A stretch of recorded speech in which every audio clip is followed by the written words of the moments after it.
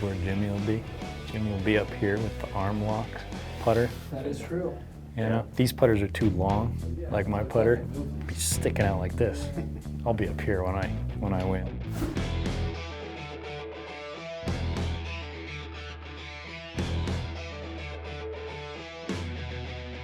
I am joined today by Jim Knous. Jim, we are talking lag putting. This is something we get questions about all the time is, how can I improve lag putting or how do I approach a long putt? And here today we're faced with a 30-footer because one of our 4 stats to track is 3 putts inside 30 feet. So those 20, 30-foot lag putts are so important for a lot of our students.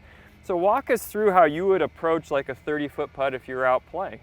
Yeah, it is a very important part of it is getting the right speed on a putt, especially at 30 feet, somewhere in this distance, because you're most likely not going to make it. But if you can get it within top-in range, that's where you want to be. So my process when I'm looking at a 30-footer like this, first of all, I want to determine if it's uphill or downhill. A lot of times I'll walk to the side and look at the putt, see if it's uphill or downhill. That's kind of the best way I find to see if it's uphill or downhill. And then if you're behind the hole and you see the last 5 feet, what is it going to do in the last 5 feet? Breaking right, breaking left. And then you come back around to the front and you figure out, or what I do is I want to figure out what pace I want this ball to go in the hole. Every time I putt, I want to make the putt. But how do you want to make the putt? Do I want to hit it 2 feet by, 3 feet by, or do I want to die it in the front of the hole? For a putt like this, slightly downhill, all I'm really looking to do is die it in the hole.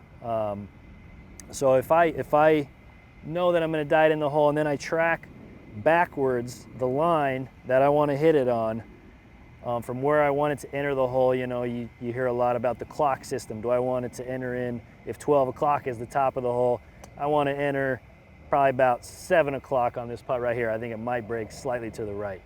So then I track back to the putt, and then I'm going to take 1-2 practice swings to visualize exactly what length stroke I want to see how it's going to go in. I just took 4 or 5, but on the golf course, I'm going to take 1 practice swing and then address the ball, look one more time at the hole, and hit the putt. Let's see if we can do it.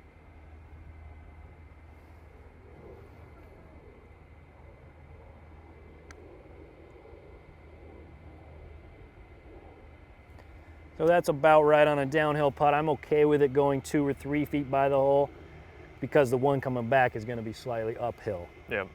No, and there's some big keys in that. I think that so many of our students don't visualize. One, you're visualizing the pace of the putt going in the hole. You're not just picturing the line, but you're literally putting a speed to the line.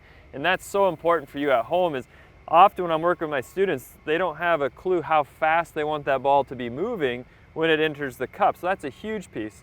The second thing I saw you do there is when you were doing your practice strokes, you weren't staring at the ball. You were looking and you're using that hand-eye coordination to see the pace to the cup. So often I see our students staring down at the ground, losing sight of the target.